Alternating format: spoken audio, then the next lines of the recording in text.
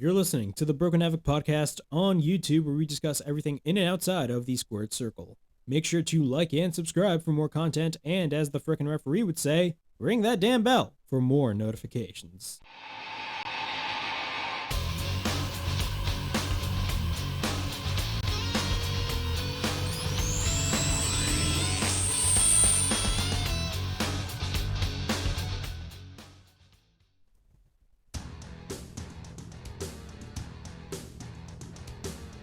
Sasha Banks and Naomi have officially been suspended. What's up, everybody? It's Broken Havoc here, right here on the Broken Havoc podcast, here to review SmackDown and AEW Rampage from May 20th, 2022.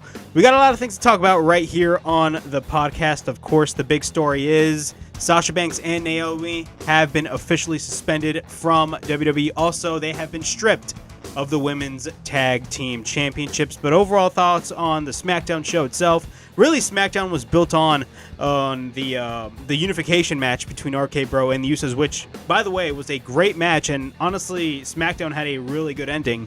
What about the entire show? I feel like the show itself, really the only thing of importance was the Bloodline and RKO. Everything else on the show is kind of not important, in my opinion. Rampage, on the other hand, I really enjoyed Rampage. We had the House of Black taking on Evil Uno, number 10, and Fuego Del Sol. We had the Blackpool Combat Club, John Moxley, and Bryan Danielson take on Matt Sydal and Dante Martin. And we got a rant going on as well on the TNT Championship scenario, in which Sammy Guevara basically destroyed the TNT Championship. And I will talk about right here on this review why the TNT Championship scene is suffering, primarily because of Sammy Guevara and Scorpio. So we got a lot of things to talk about right here on the show. And before I get on with all this craziness that's going on, especially with, Sasha Banks and Naomi, make sure to like and subscribe to the Broken Havoc podcast right here on YouTube, in which we discuss everything in and outside of the squared circle. Make sure to like and subscribe for more content, and as the freaking referee would say,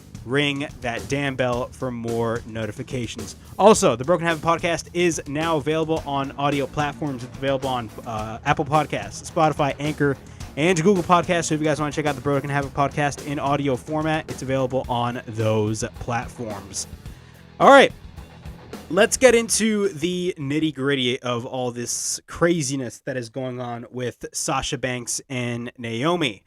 If you guys do not recall or do not remember, which I do not know why you do not remember, but if you guys do not recall, this past Monday on Raw, Sasha Banks and Naomi walked out during the show, primarily due to creative differences with WWE in the direction of the Women's Tag Team Championships. And I talked about this on the Raw review, so if you guys haven't checked out the Raw review, make sure to check it out. The link will be in the description below if you guys missed the Raw review. But I basically talked about how I was in the side of Sasha Banks and Naomi, mainly because of the fact that at least there are two women that actually care about the direction of the Women's Tag Team Championships, because the creative process in WWE is absolutely atrocious.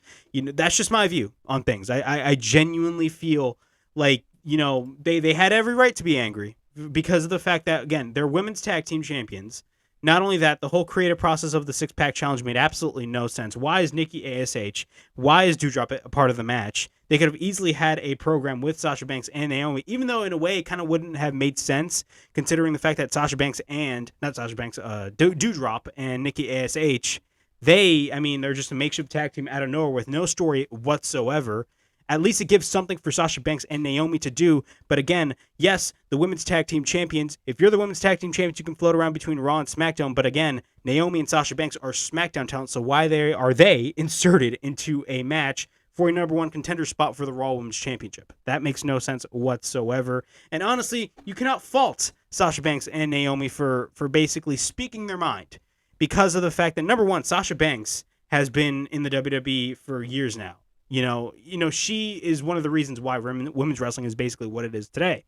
If you deny that, I do not know what's wrong with you. But let's be straight up. And Sasha Banks is somebody that knows how much she is worth. So she has every right to speak her mind out. Not only that, Sasha Banks You know, she can literally leave wrestling today and still make millions of dollars. So the fact that people are calling her unprofessional and all that stuff baffles my mind, considering the fact that you had a couple of months ago, back in November, Charlotte and Becky Lynch basically spewing their real-life hatred by throwing belts at each other on live television. But nobody talks about that. But again, that's part of the story. But what happened on SmackDown, what we found out was WWE basically buried the hell out of Sasha Banks and Naomi on television.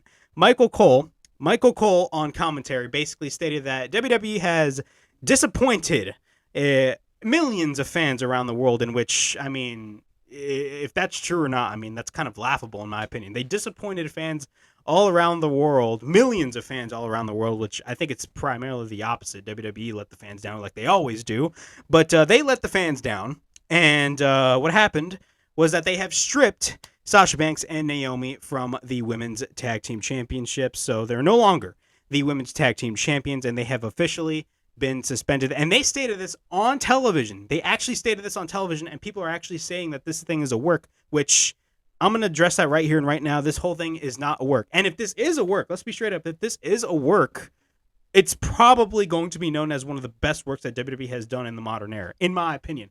But I doubt this whole thing is a work. I'm here to shut that down. I feel like this is not a work at all.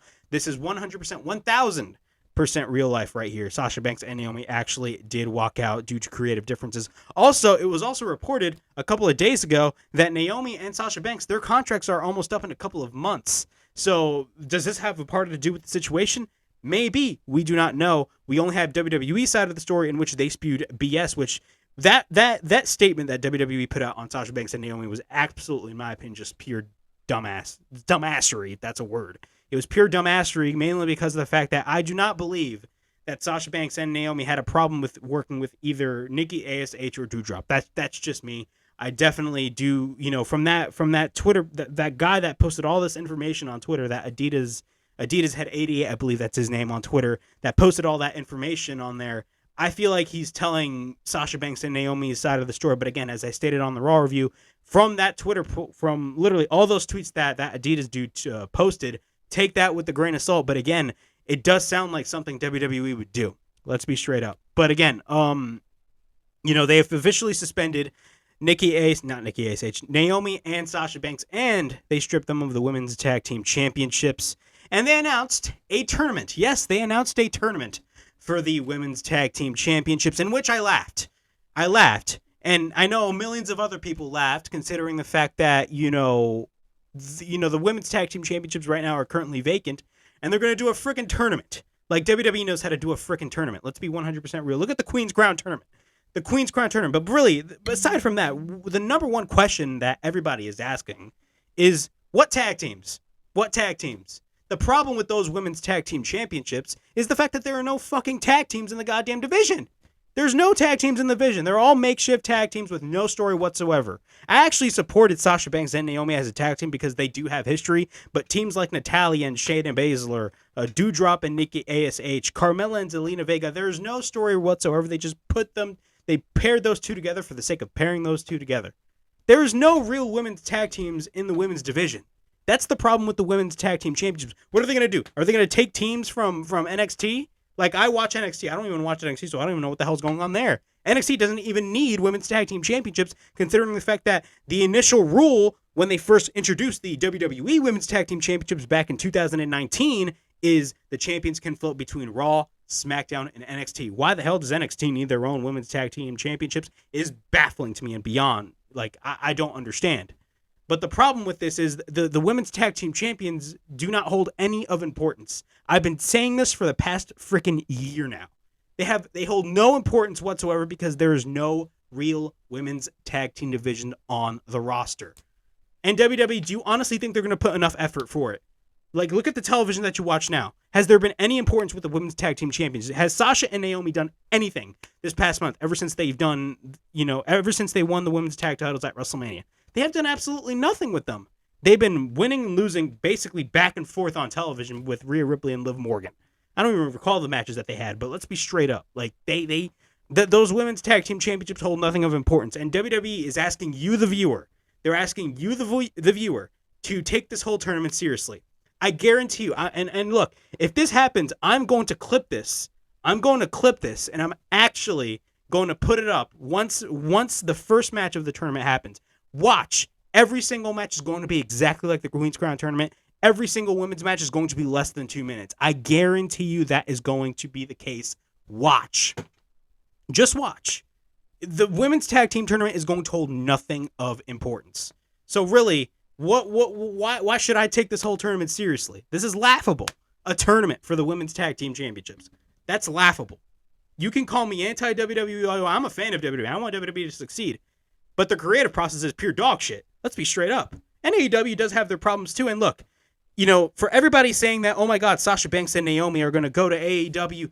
Number one, we do not know that. We do not know that. So again, literally calm yourselves first off. And do you guys honestly think that AEW's women's division is perfect? Let's be straight up. The women's division is not perfect. And look, this is coming from somebody that supports AEW through and through, and I actually do believe that AEW does have the better product than the WWE. But I'm going to be 100% flat real with y'all. The women's division in AEW is not perfect whatsoever. Like, for God's sakes, Thunder Rosa wasn't even on both Dynamite and Rampage this week. I mean, that's a problem, in my opinion. I mean, I'm excited for Serena Deeb and Thunder Rosa, and I stated this on Monday. I'm excited for Serena Deeb versus Thunder Rosa this Sunday at Double or Nothing. But again, that match barely has any build to it. I'm sorry, it just doesn't. We had a fantastic promo by Serena Deeb, but, I need more. The women's division is not perfect in AEW. I'm being straight honest with you. So if that upsets the AEW neckbeards on fucking Twitter, go fuck yourself. I'm just saying. But again, look, this whole situation is an absolute mess. Sasha Banks, I do stand by Sasha Banks and Naomi, like I've stated. Not only that, the fact that WWE is putting out a tournament for the women's tag team championships makes it's so baffling to me. It's so baffling to me because these people, number one, and look, I'm not a big tournament guy. I'm gonna be straight up. I'm not a big tournament guy, but bro, if you guys watched the Queen's Crown tournament this past fall, last year, this past fall, that tournament held nothing. Absolutely nothing of importance. It didn't. Every single women's match on the Queen's Crown tournament was literally less than 2 minutes. Go back and watch. There was no real importance to that match at all. So, this whole tournament thing for the women's tag titles is an absolute joke, period. But yeah, those are basically my thoughts on the whole, suspension of Sasha Banks and Naomi. This whole situation is getting absolutely ugly. This situation got so ugly to the point where WWE removed Sasha Banks and Naomi's merchandise off of WWEshop.com. This situation is as real it gets, and it's insane. It's absolutely crazy. So again, I stand with Sasha Banks and Naomi because at least they literally care about the direction of the women's division.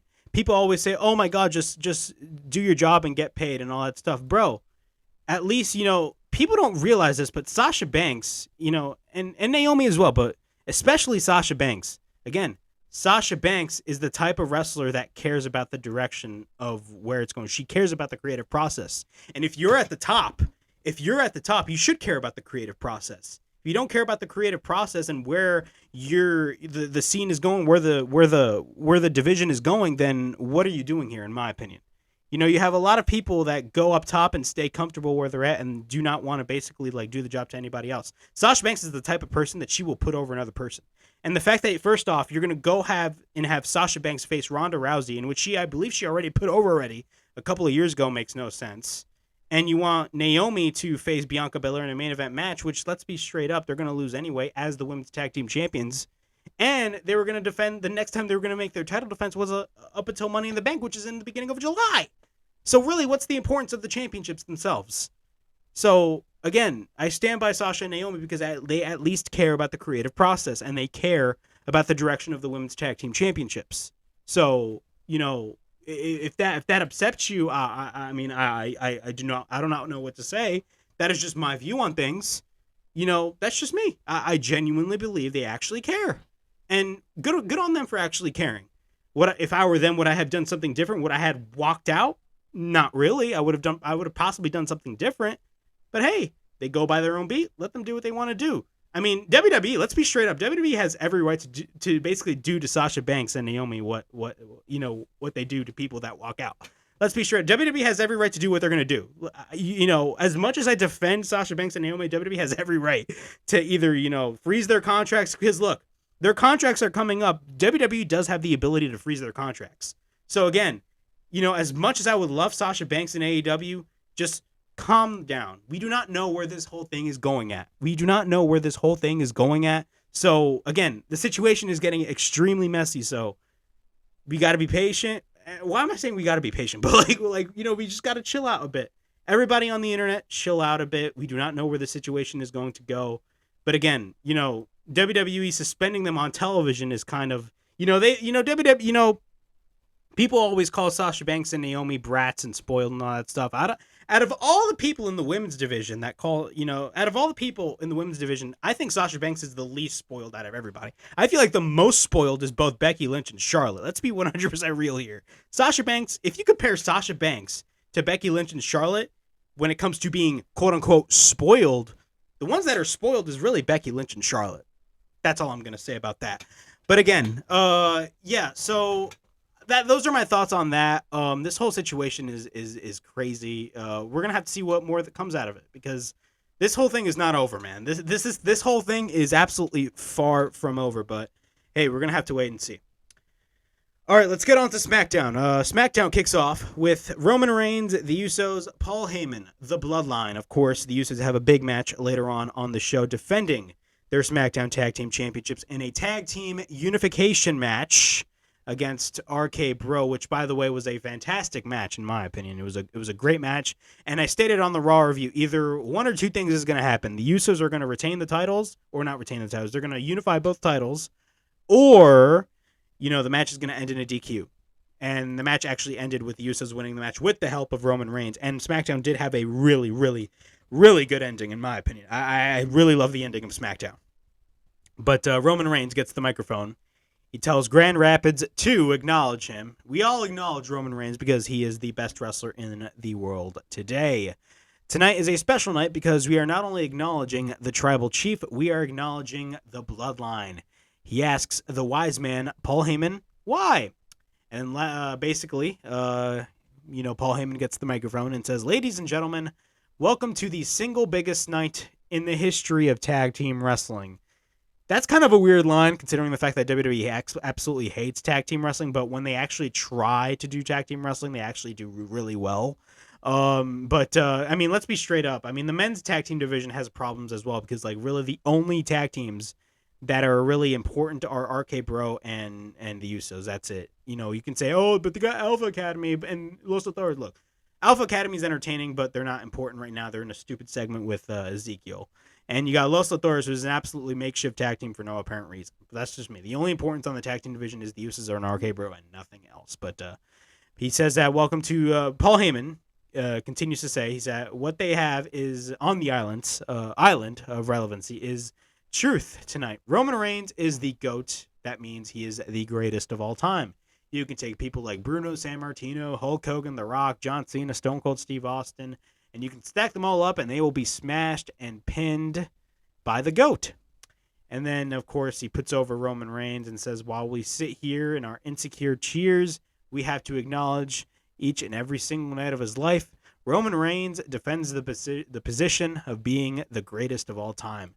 That's what it takes to be the tribal chief on the island of relevancy. What does it take for the Usos to be the greatest tag team of all time? He says that with a lot of nervousness because he stands in the ring with the dependents of Alpha and Sika, a.k.a. the Wild Samoans. And to claim the greatest tag team of all time, it will be disrespectful if you do something even the Wild Samoans cannot even do.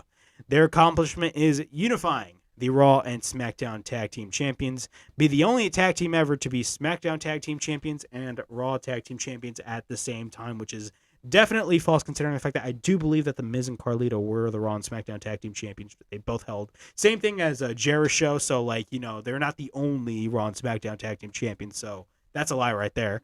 But after that, they talked about how the Usos are going to win both titles, and in order to do that, the Usos have to be RK Bro. He gives them credit. You know, RK Bro is the best tag team on SmackDown it's the best team on SmackDown against the best team on Raw. The Usos have to earn their spot, and tonight the Usos will come home with the undisputed tag team champions, or they won't come home to the islands of relevancy at all. Tonight, the Usos will beat RK Bro. The Usos will be the greatest tag team of all time, and tonight the Usos will be the undisputed WWE Tag Team Champions of the world. That is not a prediction, ladies and gentlemen. That is a spoiler mic drop. No, there wasn't no mic drop, but Roman Reigns gets the mic. He shouts the Usos' name, and he tells them twins. They know what he wants, and he expects them to deliver. The only reason he has these expectations is because he loves them, and he proceeds to hug the Usos, and the segment ends. I have absolutely no problem with the segment whatsoever. This segment was pure gold. I absolutely love what the Bloodline is doing. People are saying, oh, they're starting to get bored of the Bloodline. Bro, I absolutely love the Bloodline. I think what they're doing is absolutely amazing. The Bloodline is fantastic. And again, every week on SmackDown, the only thing that I'm really interested in is Roman Reigns. You know, everything. I mean, SmackDown is pure dog shit. Let's be straight up. SmackDown is a pure dog shit show. But again, the Bloodline absolutely deliver a home run with this opening segment. Sami Zayn, which I never understood this basically, storyline with Sami Zayn basically putting over the Bloodline and kissing their ass on a constant basis. But we got Shinsuke Nakamura versus Sami Zayn, which was actually a pretty good match. It was a rematch from last week. I believe they did wrestle last week. I guarantee you they're going to wrestle for like the next 5 weeks. Let's be straight up. But we did have Shinsuke Nakamura versus Sami Zayn, and I'm not going to lie, it was a pretty good match for what it was. We get a side headlock by Sami, we get a shoulder tackle, and then we get a cover and a 1 count. Shinsuke proceeds to fight back. Shinsuke then goes for the shoulder tackle. We get a kick by Shinsuke onto the chest of Zayn. Shinsuke at this point is in control. Shinsuke then drives the knee on Zayn. Then after that, we get a cover and a near fall. Zayn then goes for the takedown after that. We get repeated right hands by Zayn. We get a couple of right hands by Zayn. Sami then hits a clothesline. We get a cover and a near fall. Sami. Bro, I'm literally getting confused with Sami Zayn and Zayn. Like, what the hell? Like, Zammy. What the fuck? Zayn then drives the knee into the back of Shinsuke onto the middle rope. Sami then goes he tries to go to the top, but then Shinsuke comes in. He takes Zayn for a superplex, but Sami Zayn proceeds to fight back. He drives the elbow onto the head of Shinsuke Nakamura. He takes out Shinsuke, but comes back and takes down Zayn. He wants to go for the Kinshasa, but then Zayn escapes. He goes to the top, but then gets taken to the outside once again. Once we're back from break, Sami Zayn is in control. We get a side headlock by Sami. Nakamura then goes for a jumping knee. Nakamura then fights back. We get a sliding kick by Shinsuke, and then we get a kick to the back of the neck of Shinsuke. Then he drops him to the middle rope onto the mat. Then he goes to the top, and then Shinsuke drops the knee onto the back of the neck of Sami off the top. Then we get a cover by Shinsuke and a near fall. Shinsuke then goes for a spinning kick. He sets up the Kinshasa, but then Nakamura escapes to the outside. Nakamura then goes to the outside, but then Sami catches him with a crazy-ass Michinoku driver on the outside. That looked absolutely brutal. Sami then goes back into the ring. He thinks he's going to win the match via counter like he has been doing for the past couple of months, or I should say the past month. And then, but Shinsuke comes back at 9. At this point, Sami Zayn is pissed off. And then he sends Shinsuke to the outside once again, but then he wants to send him to the post, but then Shinsuke instead sends Sami Zayn to the post. Then he sends him to the timekeeper's area. Sami then gets back into the ring. The referee is counting, and you instantly think that Sami Zayn is actually going to be winning via count out, but that is not the case. Nakamura then comes back at the count of 9, but then lands into, or I should say, Sami, he gets back. Sami gets back in the ring, and he goes for the count of 9, but then lands into a Kinshasa by Nakamura, and then we get a cover, and Shinsuke win the match. So he wins the match. Overall, this is a pretty good match, and but aside, after this match, really, this is where the show started to go downhill for me. And then like the entire middle of the show before the RK Bro and Usos match, the show is just pure garbage in my opinion. But overall, this match was fine. Did it need to happen? No, but overall, it was not a bad match. We got a video package on the Usos, and WWE has basically they're airing a video package of the Usos, and then later on in the show they air a video package of RK Bro. They're basically building up this match like crazy. They are banking high on this match on SmackDown. We get Happy Talk with Happy Corbin in a segment that nobody cares about. He stands with the Andre the Giant Memorial Battle Royal Trophy. He says that he is the happiest he has ever been, and says that none of us understand how good it feels to be him. Says that he is tall and handsome. He's wearing a $12,000 hat, and I don't know why a hat would cost $12,000, and a $70,000 watch. You're not Ric Flair. Shut up. And says he rid the WWE of that mouth-breathing moron, Madcap Moss, and got rid of his souvenir. Shows what happened last week. Basically, what he did was he basically put a chair onto the neck of Madcap Moss, and he drove the trophy on the chair, which basically landed it on his throat, which absolutely looked painful. But after that, he shows what happened last week, and then he says he got fined a lot of money for that. And a lot of money for most people, you can put a price on art, but that was a work of art, and just like every piece of art, you can appreciate it more than a second time. And he shows us what happened last week once again. Then he would, he talks about how we should all learn from that. We should all appreciate what we have, and you should show your boss respect. You should never try to improve your station in life. Madcap Moss had it good. He was paid everything that he had, and now he wants to eat, if he wants to eat steak, his nurse got to chew it on him first. Then, he wants to he talks about how he wants to get out of his shadow, and he wanted to go to the top of WWE. He talks about he was a big shot, and he didn't basically appreciate everything that was given to him. And he called him a big bad wolf. But who is laughing now? Maybe the big bad wolf, because he is a big bad wolf because he huffed and puffed and put Madcap Moss on an ambulance.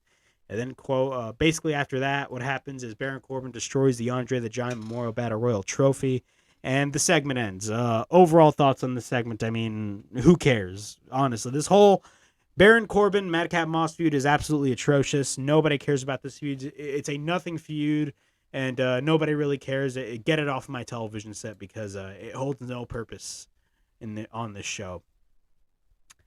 We got Gunther versus Drew Gulak, which I believe we saw this match last week. Correct me if I'm wrong. I completely forgot. But we did have Gunther versus Drew Gulak, and Gunther is on a roll. He's basically squashing everybody every single week on SmackDown. So I feel like they're definitely building high on Gunther, a.k.a. Walter. But the match starts. The match starts as soon as we come back to commercial break. Actually, the match is going once we come back to commercial break. Gunther is in control. We get a chop by Gunther, but Gulak escapes and hits a right hand. Then we get a chop by Gulak, but then we get another chop by Gunther, and then another chop, and then he goes for a third chop. He hits a powerbomb, and then we get a cover, and he wins the match. And then after the match, what happens? Gunther applies a Boston Crab on Gulak, but then Ricochet comes in for the save, but Gunther leaves, which, bro, let's be straight up. Even though Ricochet is the Intercontinental Champion, what the hell are they doing with Ricochet? I mean, bro, he's the IC champion, and he's doing absolutely nothing, bro. I don't even think he was on the Backlash card. You think he's going to be in the Hell in a Cell card? Bro, they are doing absolutely nothing with freaking Ricochet. Bro, the U.S. title has more importance than the IC championship, in my opinion. It's crazy. It's crazy. It's baffling to me. But, I mean, they're going to do nothing with Ricochet. Let's be straight up. So everybody's saying, oh, my God, he's in the Intercontinental Champion. They're going to do something with Ricochet. They're not going to do anything with Ricochet. Adam Pearce, and this is the funniest part of the show, and what I mean by funny, I mean that in the bad way. Adam Pearce is backstage with Max Dupree, so it's probably the younger brother of Rene Dupree, if y'all remember La Resistance. No, you guys want to know who Max Dupree is? Max Dupree is the former LA Knight, the former Eli Drake. Yes, they changed the name for no reason of LA Knight. His original name before he came to the WWE was Eli Drake, but usually, and, reasonably, every time when you go to the WWE, they tend to change your name once you come in. But this situation, the reason why people are mad about it is because of the fact that WWE basically changed a name that they have given. They changed basically the name that they have given LA Knight, which was LA Knight. And he is now called Max Dupree, which is such a stupid-ass name. Max Dupree, oh my God. That's worse than Von Wagner. Talks about how he is the CEO of the hottest modeling agency called Maximum Male Models, which I swear to God, Vince McMahon wrote. It was either Vince McMahon or Bruce Pritchard that wrote this garbage. And tonight, the discovery begins with looking for wrestlers that can headline Paris Fashion Week and also WrestleMania. I guarantee you, I swear to God, I guarantee you LA Knight is going to be, and I mean this with all due respect. Like, I do not wish this upon anybody, but I mean, WWE, I mean, you know how WWE is. They love releasing people like every like 90 days. Watch him be in the next round of budget cuts. I'm sorry, that's just going to be the case. But he says that tonight the discovery begins for looking for wrestlers to headline Paris Fashion Week and also WrestleMania. Says that he was told that Pierce was really excited to have him. Pierce basically questioned what he just said, and then says that Sonya Deville, Dupree basically states that Sonya Deville hired him, but then Pierce states that that is awkward, and he basically relieved Sonya Deville of her duties. It says that, Max should be right about one thing. He says that he is right about one thing. It says that this is awkward because his agency has signed a contract. Where is this going to lead to? Possibly absolutely nowhere. I guarantee you Max Dupree is going to be in the next round of budget cuts. I'm sorry. And I don't mean that like saying like I want that to happen. No, I'm just telling the truth. Because let's be straight up. Whenever budget cuts happen, they always interfere with what's going on television. So they like literally nobody is safe within the company. Like literally you can be making a lot of money and still get released. It's a common thing now in WWE. I don't even want to say it's a common joke, but like because it sucks. But like, dude, I guarantee you this guy's going to be in the next round of budget cuts. Let's be straight up. RK Bro, we get a backstage interview with RK Bro. Riddle talks about how the Usos actually tried to convince the fans that they actually beat RK Bro, and says, let's be honest, he has been beating the Usos every week. Yeah, in constant rematches. He's been growing confident in this match because RK Bro 420 just smoked your asses. I gotta get me an RK Bro 420 shirt. I love how they actually acknowledge that. Randy then thinks that the Usos were not confident and they were sweating bullets because tonight, after the smoke clears, Roman Reigns is going to look down in disappointment, and the Usos are going to look back up with no titles, and they will tell him that they got hit with three most dangerous letters, that being RK Bro. After that, we got Raquel Rodriguez versus Shotzi Blackheart. But before, of course, they do their mini segments in Gorilla, Shotzi and Aaliyah are arguing for literally the dumbest things. So Shotzi and Aaliyah are basically arguing backstage. Aaliyah is angry because what happened last week was Ronda Rousey did an open challenge for the SmackDown Women's Championship. And Raquel Rodriguez came out, right? And then, Aaliyah got pissed off after the match, and she went on Shotzi basically saying, oh my God, she pushed me and locked me in the locker room. Like, out of all things to get mad about, really? Like, that is such a dumbass storyline. Aaliyah's pissed off and, says that Shotzi locked her in her locker room. Raquel Rodriguez then comes in and says that she would be champion right now if she hadn't stolen her moment. And no disrespect to Shotzi, but, like, this sounds super cringe. So she talks about how she would have been champion right now and if she hadn't stolen her moment. Like, that's exactly how she stated it. She could have never beaten Ronda either. Talks about how she has all the physical tools and she does not know what to do with them. And she is weak and a joker, soft, and too nice. Yeah, because that's how WWE books babyfaces. They always have them constantly smile. And then she talks about how she's basically 6 feet of disappointment, and she's going to pay in their match. And she calls her, and I'm like, this is her words, word by word. She calls her an absurd Amazon. I wonder who made that line. And then Raquel tells her in Spanish that she is basically what Raquel tells her in Spanish is that she is dead. And the funniest thing about this is Pat McAfee quietly, after Raquel Rodriguez basically tells Shotzi, eres muerta. That's exactly what she says. She said that she is dead. Pat McAfee is like literally the best. So after that, Pat McAfee quietly was like, what'd she say? That was the funniest shit ever. I don't know why. I laughed my ass off watching that. But you had Raquel Rodriguez versus Shotzi, which this match held no importance whatsoever. If you honestly think that this match does, then I don't know what to tell you, but this match ain't important whatsoever at all. But it's looking like they're definitely building up Raquel Rodriguez. After that, I mean, I'll admit, the match that Raquel had with Ronda last week was pretty good. It was not a bad match whatsoever. But, I mean, this match held no importance whatsoever. And the reason why I say that is because you had freaking Los Lotharios, Aaliyah, Xia Li, Natalya, and Shayna Baszler looking at this, like, watching this match backstage. And I'm like, what importance does this match have that you have a whole crowd watching this match? This makes no sense. But Shotzi's pissed off, so both brawl. Raquel throws her into the corner. Raquel then picks her up with one arm, and then she hits a shoulder tackle. And then we get an insecurity by Shotzi, and then Raquel tries to throw Shotzi into the corner again, but then Shotzi counters with a sunset flip for a roll-up pin attempt, but she does not succeed. Raquel then picks her up and dumps her into the corner. Shotzi fights back. Then she's up on the shoulders of Raquel Gonzalez and then applies the sleeper hold. Then Raquel then drives Shotzi into the corner from behind. We get a couple of kicks by Shotzi, and then we get a headbutt by Raquel. Then Shotzi is up onto the middle rope and tries to go for a Hurricane Rana, but then Raquel counters. Then she takes her up and hits a fall-away slam, and then she goes for another fall-away slam, and then goes up to the top and hits a corkscrew splash. Then Raquel has Shotzi up and plants her to the mat, and we get a cover, and Raquel Gonzalez wins the match. Overall thoughts on this match? It was a nothing match, really. Let's be straight up. This match held nothing of importance whatsoever. And again, I say that is because why the hell do you have a crowd of wrestlers watching this match that absolutely holds nothing of importance whatsoever?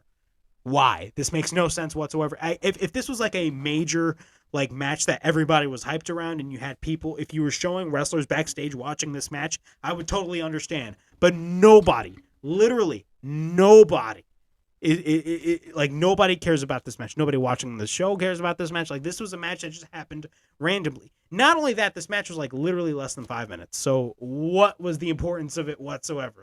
Really? Oh, it's to get Raquel Rodriguez over. No, it wasn't. It was just there for the sake of being there.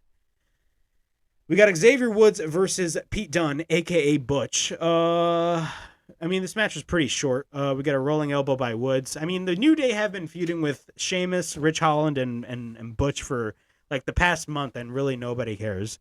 We got a rolling elbow by Woods. Butch then gets taken to the outside. We get a drop kick from the middle rope by Woods onto the outside. Woods then takes Butch back in the ring. Butch is in control. We get repeated rights by Butch. And then we get a roll-up by Woods. And then we get a near fall. Then Butch is in control. We get a stomp by Butch. And then we get a side headlock applied. Woods then proceeds to fight back. Butch goes for a Furious slap. He runs into a boot by Woods into the corner. And then Woods hits a rolling clothesline after that. We get a cover by Woods and a near fall. We get a chop by Woods. And then he proceeds to pick up Butch. But then Butch gouges the eyes of Xavier Woods. We get a pump kick by Butch, and then we get repeated rights to the head of Woods. Woods then goes for a kick, but then lands into a right by Butch. We get repeated shots to the back of the neck by Butch. Woods then goes for the inside cradle and actually gets the win. Great. I guarantee you we're going to be seeing more booking, Xavier Woods versus Rich Holland. And then the next week, Xavier Woods versus Sheamus. You guys know it's coming. And then after that, Woods celebrates onto the stage, but then Sheamus and Rich Holland is behind Woods. Butch walks through basically runs through the crowd, but then after, Sheamus and Rich Holland is behind, Butch basically goes for a shot to the back of Woods out of nowhere. And then he comes back and in a way celebrates with Sheamus and Rich Holland. Do I care? No, I don't, because there's no real importance when it comes to this feud. All right. We got the creme de la creme and the main event of the evening, which I will admit, this was a great match. From what we saw at WrestleMania Backlash, the WrestleMania Backlash 6-man match, as much as the way that the match was made no sense, the match itself was actually pretty good. But the match between the RK Bro and the Usos were absolutely fantastic, and I absolutely do see a rematch happening at Hell in a Cell. Possibly having a tag team title match inside Hell in a Cell between RK Bro and the Usos, because let's be honest, what other tag team holds any bit of importance besides RK Bro and the Usos? I'll give you the answer right here. Nobody. So RK Bro and the Usos for the unified WWE tag titles. Overall, fantastic match, fantastic finish. Of course, Roman did help the Usos win because they are heels, and that's what heels do. But also, the ending of SmackDown was absolutely amazing. I absolutely loved everything what I saw in this. Riddle targets the knee of basically what happens is Riddle targets the knee of Jimmy. We get a waistlock takedown by Riddle. He applies a double underhook on Jimmy. Randy then proceeds to tag in. He works on Jimmy. Randy then goes for a couple of stomps. Riddle then makes the tag. We get a double team attempt with the Broton by Riddle. Oh no, the floating bro, basically a standing floating bro with the help of Randy Orton. We get a cover by Riddle and a near fall. We get a chop by Riddle into the corner. Then we get a hammer throw by Jimmy Uso on Matt Riddle. Then we get repeated rights by Jimmy, and then we get a chin lock by Jimmy applied. Then Jimmy goes for the takedown, and once we come back from commercial break, we get basically the Usos double plant Riddle to the mat. Then we get a stomp by Jey Uso. At this point, Jey Uso is the legal man. He works on Riddle. We get a cheap shot by Jimmy onto the outside. Jimmy then makes the tag. Both Usos work on Riddle. Then Jimmy stomps on Riddle. We get a waistlock of pride by Jimmy Uso, and then we get a back suplex by Jimmy when Riddle tries to make the tag. Jimmy then makes the tag, and then he basically stomps on Riddle. We get a waistlock by Riddle, but then Riddle fires back with a jumping knee. At this point, the hot tag is made. We get a couple of clotheslines by Riddle, and then we get a power slam by Randy. And then on Jay, then he takes Jimmy, to the middle rope. He proceeds to hit the Randy Orton beautiful DDT. And then Randy hits the RKO on Jimmy. We get a cover by Randy and a near fall when Jey Uso makes the save. Jay tags in. Riddle then hits the super kick. He basically blocks. Wait, what happened here? I completely messed up my notes here. My apologies. We get an overhead kick by Riddle, and then we get a couple of running forearms by Riddle. Riddle then goes for a fisherman suplex. Jay then gets the knees up from the Broton attempt. Then Jay goes for the pump-up neck breaker, and then we get a cover into near fall. We get a back elbow by Riddle. At this point, Riddle is on the top, but gets taken down by Jey Uso. Jay goes to the top, but then Riddle comes in. He wants to go for the super RKO, but what happens out of nowhere? Roman Reigns, yes, your tribal chief, the head of the table, interferes. And then what happens? Jey Uso goes to the top, hits the friggin' Uso splash. We get a cover, and the Usos win the undisputed WWE Tag Team Championships of the world, which was definitely the right decision to make. If you honestly thought RK Bro were going to unify those titles, you're a damn fool. But the Usos win, but that was not it. That was not it. So after the match, the Usos then just beat the living crap out of RK Bro. Like, you had Roman apply a guillotine on, I believe it was on Riddle, and then you had Jey Uso or Jimmy Uso, one of the Usos basically hit the Uso splash on one of the members of RK Bro through the announce table, and they continued to beat the living crap out of RK Bro. So again, it looks like this feud is nowhere near over, and I do see a rematch happening at the Hell in a Cell pay-per-view, which, in my opinion, what are my thoughts on the ending for SmackDown? I mean, as much as the show sucked, the entirety of the show sucked, the show had a fantastic ending. And you saw the reaction. They constantly, they had 3 shots of kids in the crowd literally having either a crying look on their face or just a sad look on their face. That's heel heat right there, ladies and gentlemen. And I don't care what anybody says, man. This was a really, really fantastic ending to close SmackDown. And I definitely do see a rematch happening between RK Bro and the Usos at Hell in a Cell. I'll be honest, I'm excited for that match, plus also excited for Cody Rhodes and Seth Rollins. Overall thoughts on SmackDown, though. SmackDown really it was a nothing show. Really, the only importance was RK Bro versus the Usos for the tag titles. That is it, nothing else. Basically, this whole show is built around the whole main event and nothing else. Everything else that happened on the show has nothing of importance whatsoever. So yeah, that was SmackDown, and we're going to be headed on to AEW Rampage. But before I head on with the AEW Rampage review, make sure to like and subscribe to the Broken Havoc podcast right here on YouTube, in which we discuss everything in and outside of the squared circle. Make sure to like and subscribe for more content, and as the Broken Referee would say, ring that damn bell for more notifications. Also, the Broken Havoc podcast is now available on audio platforms. It's available on Apple Podcasts, Spotify, Anchor, and Google Podcasts. So if you guys want to check out the Broken Havoc podcast in audio format, it's available on all of those platforms. Okay, let's talk about Rampage. Overall thoughts on Rampage. Rampage was actually a pretty good show. Of course, we are on the road to Double or Nothing, which is this Sunday, coming to us from the T-Mobile Arena in Las Vegas. AEW is going to be in Las Vegas all this week. Of course, Dynamite, Rampage. Rampage this week is actually going to be live, which I'm definitely excited about. Dynamite is also a really good show I'm excited about. We got the steel cage match between Wardlow and Shawn Spears. We got the semifinal round between Kyle O'Reilly and Samoa Joe, which is going to be a freaking banger of a match. I definitely do see Samoa Joe getting the win. I mean, that match is going to be an absolute banger. Of course, we got CM Punk and Hangman Page going face-to-face before their match at Double or Nothing, which I do see. I mean, a lot of people are calling this match unpredictable, and I definitely do see that being the case. But again, man, I do see CM Punk winning the AEW World Championship there. I mean, I feel like the time is right now for them to put the belt on CM Punk, in my opinion. But overall, this week is going to be a huge week for AEW. Of course, we got Double or Nothing, we got Dynamite and Rampage. But let's talk about this week's Rampage, or I should say, this past Friday's Rampage. The show starts with a trios match, and one thing I will say about Rampage, and this is regarding the taped shows, I absolutely hate, and I get it, it's a taped show, so like they're trying to save more time, but again, it drives me crazy all the time, especially whenever we're watching a taped episode of Rampage, where as soon as like the show starts, you instantly see the wrestlers in the ring. There are no entrances whatsoever. I don't care what anybody says. I hate that. I absolutely hate that. We should have entrances. I mean, it just drives me crazy. It drives me freaking crazy all the damn time. But we have a trios match between the House of Black and Evil Uno number 10 and Fuego del Sol. Overall thoughts on this match? It was a great opening match. The House of Black looked absolutely great.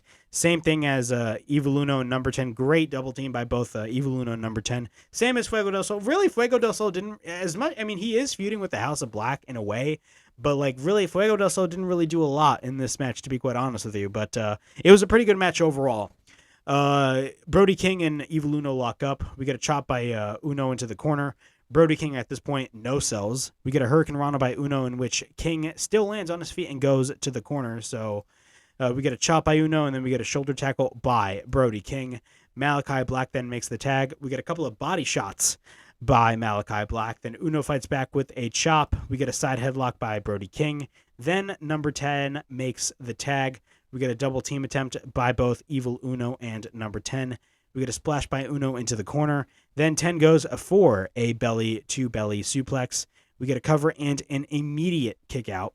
Malachi Black then proceeds to fight back. He proceeds to apply a heel hook on number 10. 10 proceeds to fight back. We get a chop by number 10. Fuego del Sol then makes the tag. Black goes for the arm drag. And then we get a back elbow by Malachi Black. Buddy Matthews then makes the tag after that.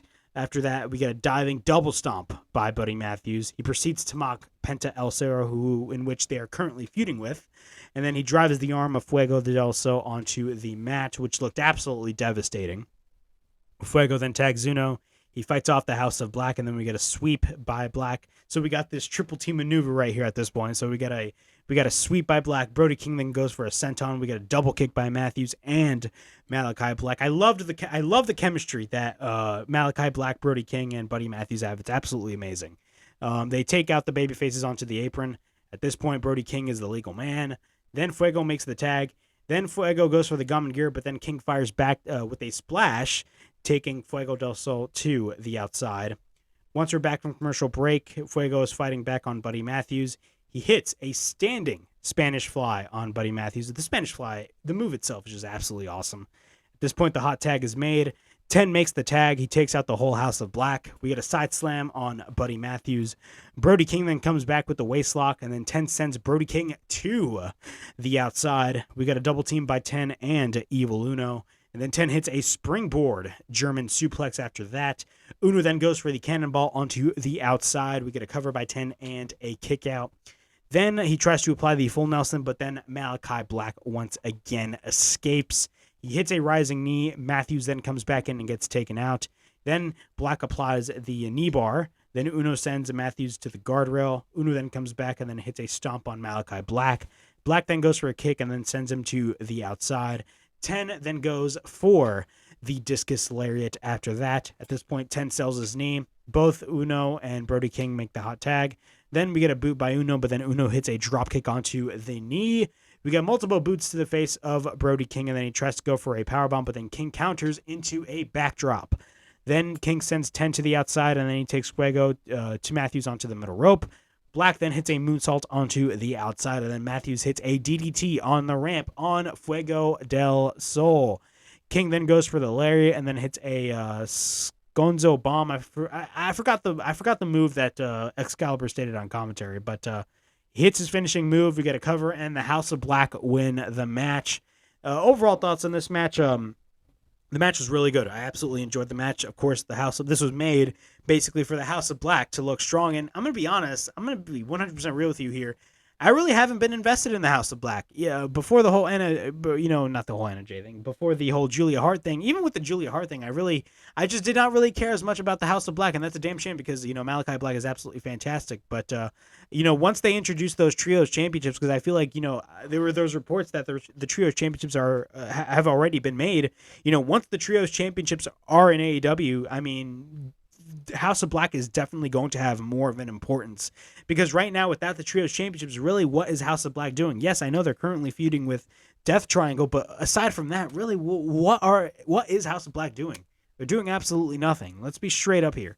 But, once they introduce those Trios Championships, it's going to be freaking awesome. You got freaking Death Triangle, the Blackpool Combat Club, freaking, House of Black. You got Dark Order. Like, you got a lot of trios in AEW right now.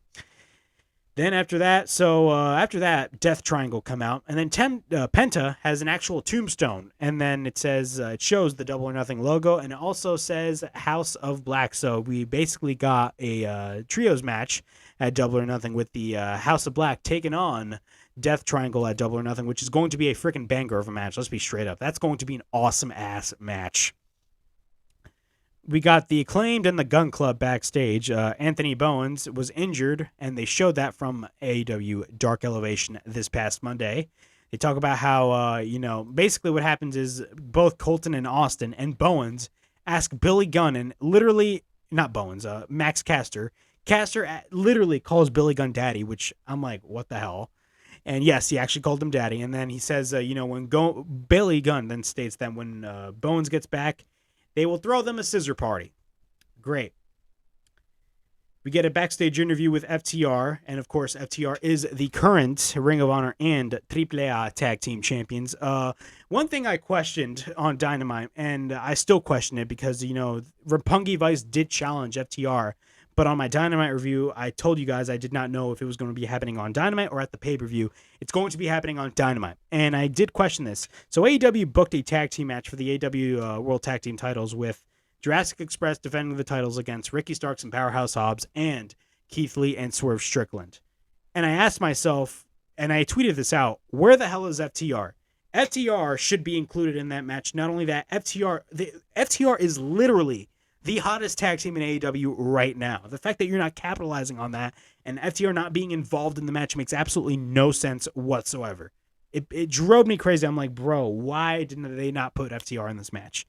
FTR needs to be a part of this match, and FTR need to be the guys to take the AEW tag team titles from Jurassic Express. Bro, FTR is more of it's a more hotter tag team than Jurassic Express, and Jurassic Express are the AEW tag team champions. Let's be straight up here. But we get a backstage interview with FTR and talks about the challenge that was laid out by Roppongi Vice, that being Rocky Romero and Trent Beretta. And they got their match and talk about how they want the AEW World Tag Team Championships, the IWGP Tag Team Championships, and if they beat them, they will be basically put in the line for those titles, and it's official for Dynamite. So we got Roppongi Vice versus FTR this Wednesday in Las Vegas on Dynamite for the Ring of Honor Tag Team Championships, which I'm definitely excited for. That match is going to be freaking awesome. But again, where's FTR's spot on the pay-per-view? I mean, I don't know. They should be literally in contention for the AEW Tag Team Championships. That's just me.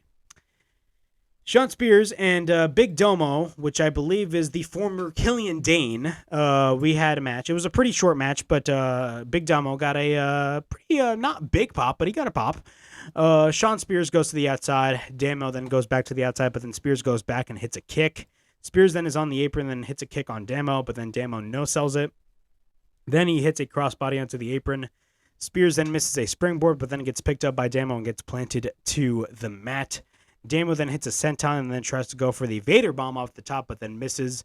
Then Spears goes for the knee strike, and then he picks up Damo, but then he proceeds to hit the C4, that being Sean Spears. Sean Spears hits the C4, and we get a cover, and he wins the match. Spears then gets the mic, and of course, Sean Spears will be facing Wardlow inside of the steel cage with MJF as the special guest referee. If Wardlow does not win this match, he does not get the match with MJF at the pay-per-view. But Spears gets the microphone and says that he told everybody that he was Wardlow's kryptonite. Says that he left him in this ring very ring and talks about how he's not Superman. Says next week in Vegas in the main event, Sean Spears is not going to be in a steel cage with Wardlow. Wardlow is going to be locked in a cage with Sean Spears, and he's going to be in the ring with the Giant Killer. So I'm definitely really curious and excited to see this match, man. I'm definitely excited to see how they're going to do this match. I think the steel cage match is going to be absolutely fantastic. And yeah, man, I do see Wardlow definitely getting his match. I mean, it's obviously going to happen. The Undisputed Elite, the Young Bucks, Red Dragon, and Adam Cole are backstage. Cole puts over Kyle O'Reilly, talking about how he's going to face Samoa Joe and he's going to beat Samoa Joe. Talks about how he really wants Cole to basically wants Cole versus O'Reilly in the finals. And also the Young Bucks challenge the Hardys, which made total sense because they have been teasing it for the past couple of months. And also in the ending of Dynamite, it definitely did show that, the Hardys were getting attacked and all that stuff. The Hardys were getting attacked by the Undisputed Elite. So it's official. We got the Young Bucks versus the Hardys at Double or Nothing, which I'm absolutely excited for. People are angry that, oh my God, we saw this match already. Okay, and we didn't see this match in AEW. So why are you mad about it? I'm excited for this match. I think this match is going to be freaking awesome. I don't know why people are bitching and moaning about this match. This match is great. But I'm definitely excited for the Young Bucks versus the Hardys at Double or Nothing. I'm definitely really excited for it. We got Red Velvet versus Kris Statlander in a quarterfinal match in the Owen Hart Tournament. Of course, Ruby Soho, who advanced, is on commentary. Overall thoughts on the match? The match was really fine for what it was. Of course, Jade Cargill's baddies are on the outside. Both lock up. Velvet is not goes to the top. We get a slap by Velvet. Statlander then picks up Velvet, but then Statlander has her up. So she basically picks up Velvet. And then, she lets go of one of her hands, and Statlander is literally picking up Red Velvet one-handed. And then she drops her to the ring, and then she throws Velvet around the ring. Then Statlander slides to the outside and then gets caught onto the ring skirt. Chris Jericho also states that Red Velvet is this week's Sports Entertainer of the Week. Wow, that is a great accomplishment. We get a crossbody by Velvet, but she gets caught by Statlander and throws her to the apron. Once we go to commercial break, Velvet is in complete control. She goes for a dragon screw, and then she actually twists the hell out of the knee of Kris Statlander. And then also the baddies get involved without the referee looking. Once we're back from break, Statlander fights back. We get a rolling German suplex by Kris Statlander. We get a cover and a near fall, but then Velvet escapes, and then she proceeds to hit a chop block. Then after that, Statlander fights back, and she goes for a Blue Thunder Bomb. Statlander then goes to the middle rope. We get a double knee strike by Velvet. I believe she hit somewhat of a code red. I believe that's what it was. I got to go back and watch it. We get a cover and a near fall. We get a spinning heel kick blocked by Statlander and proceeds to hit a lariat. Then she tries to go for the Big Bang Theory, but then Velvet rolls her up. And then Statlander goes for a roll-up and wins the match. Then, so it's official. We got Kris Statlander versus Ruby Soho in the semifinals, which will happen this Friday on Rampage, which is going to be live, which is definitely going to be a good match. But then after that, both Kiera Hogan and Jade Cargill, a.k.a. the baddies, get involved, and they proceed to attack Kris Statlander. But then Ruby Soho comes out from commentary to make the save. Jade comes in, and then Anna Jay comes in as well with a crutch, and basically, the baddies escape. So it's official. We got Anna Jay versus Jade Cargill for the TBS Championship.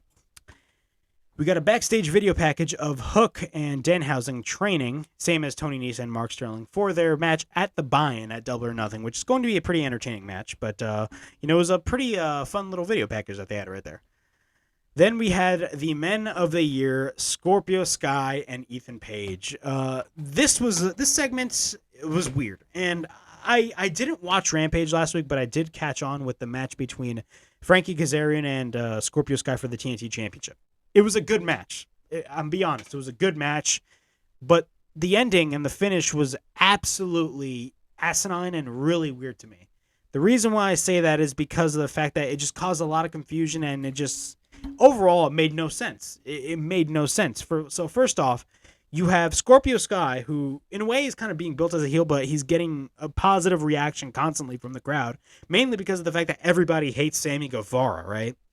Kazarian is like the babyface. So he basically, what happens is, I believe Kazarian applied the crossface chicken wing on Scorpio Sky, and then Ethan Page and Dan Lambert got involved without Scorpio Sky. Like, Scorpio Sky at this point was like being out.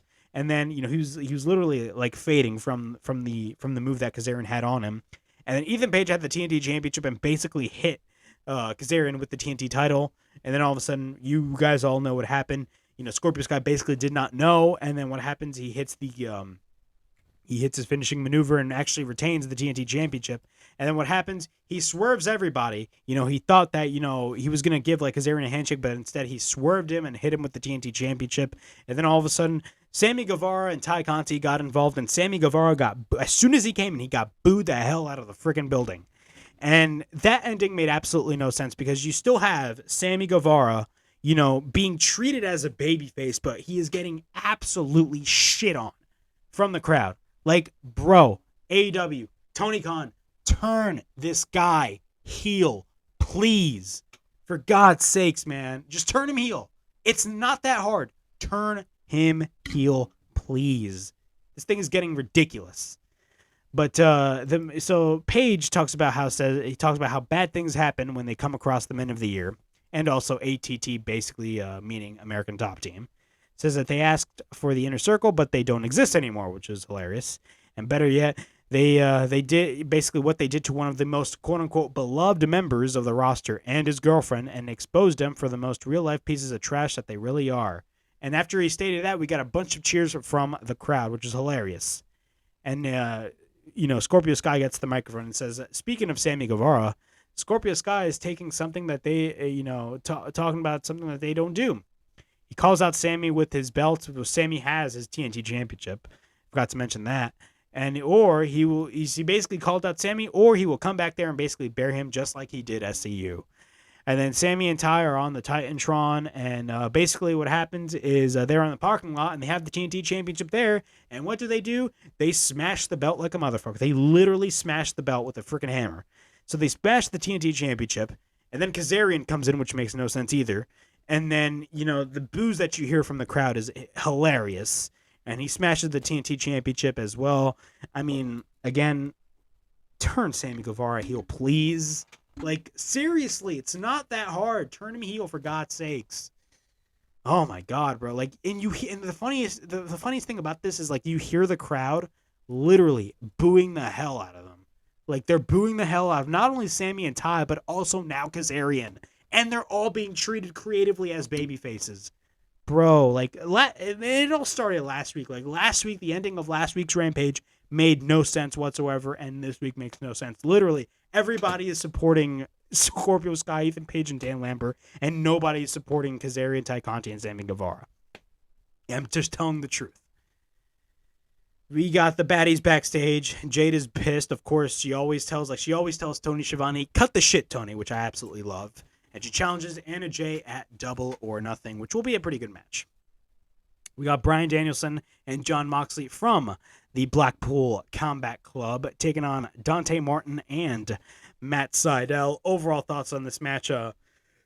Really good match, Dante Martin and Matt Sydal. Of course, Dante Martin is back on his own because of the fact that Darius Martin got injured once again, which absolutely sucks, man. He comes back from injury, and everybody's expecting top flight, and then all of a sudden, Darius Martin gets injured once again, so this absolutely sucks. Hopefully, Darius Martin can get back, he can get back, and, he can get back in action. But overall, Dante Martin is now with Matt Sydal. But we got Bryan Danielson and Jon Moxley taking on Dante Martin and Matt Sydal in the main event. William Regal is on commentary, and I absolutely love the chemistry that both William Regal and Jericho have. I think it's absolutely really good. But the match starts. Overall, this is a really good match. Dante had a really good showing, same as Matt Sydal. Of course, as always, the BCC is absolutely amazing. The Blackpool Combat Club go after Dante and Sydal. Moxley then goes to work on Sydal onto the outside. Then we get a series of uppercuts by Danielson. Moxley then makes the tag, and then we get a series of clotheslines by Moxley. We get a cover and a 1 count. We get a suplex by Moxley, and then we get a cover and a near fall. Danielson then makes the tag. He proceeds to work on Dante, and then he applies the Romero special on Dante Martin. Then after that, the commentary, the commentary between William Regal and Jericho is absolutely just pure gold. We get a couple of elbows by Danielson, and then we get a cover and a near fall. Moxley then makes the tag. We get a couple of body shots by Moxley. Moxley then drives the knee onto the face of Dante, and then he runs into the post. Sydal then makes the tag. We get a roll-up and a near fall. We get a spinning kick. Then we get repeated rights by Sydal. Then Sydal takes him down. We get a modified standing moonsault by Matt Sydal after that. We get a cover and a near fall. Both exchange chops. Moxley after that then catches Sydal and drops him onto the top rope. Danielson then drives the knee onto the outside of Sydal. We go to commercial break. At this point, the Blackpool Combat Club are in control. Then after that, once we're back from break, Moxley is working on Sydal. We had a couple of chops by Sydal into the corner. On Sydal. Sydal then proceeds to fight back with a series of kicks. And then after that, we get a couple of kick and slap exchanges. Sydal then goes for a beautiful roundhouse kick after that. At this point, the hot tag is made. Dante then works on Danielson, and then we get a shotgun drop kick by Dante. We get a diving crossbody over the top rope on Moxley and Danielson. He proceeds to go to the top, and then he hits a crossbody on Danielson onto the ring. Then we get a cover into near fall when Moxley makes the interference. Then after that, Sydal then tries to go for the crossbody, but then gets caught into a choke by Moxley. Dante is on the top, but then Danielson comes in. He goes to the top, and then he hits a crazy-ass double underhook suplex. Then it transitions into the ball lock. It looked like Dante was going to tap out, and he was actually really close to get his hand onto the bottom rope, but then Danielson modifies the label lock, which leads to Dante Martin actually getting his foot onto the bottom rope. Then we get a couple of yes kicks by Danielson, and then we get a kick to the head of Dante. Then Moxley makes the tag, and then Danielson runs into a leg lariat by Sydal, countering a backdrop attempt.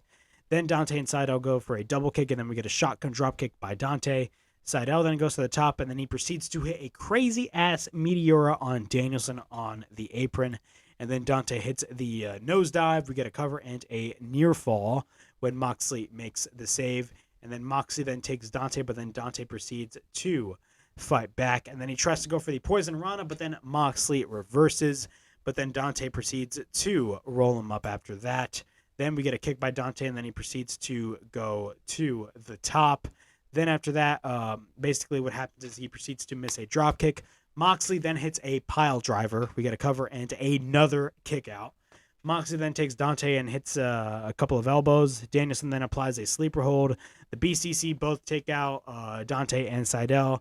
Moxley then hits the paradigm shift, and we get a cover, and Moxley and Danielson win the match. Overall thoughts on this match? It was a really good closing match to end Rampage, in my opinion. The BCC looked absolutely strong. Same as Sydal. Sydal and Dante looked really good as well in this match as well.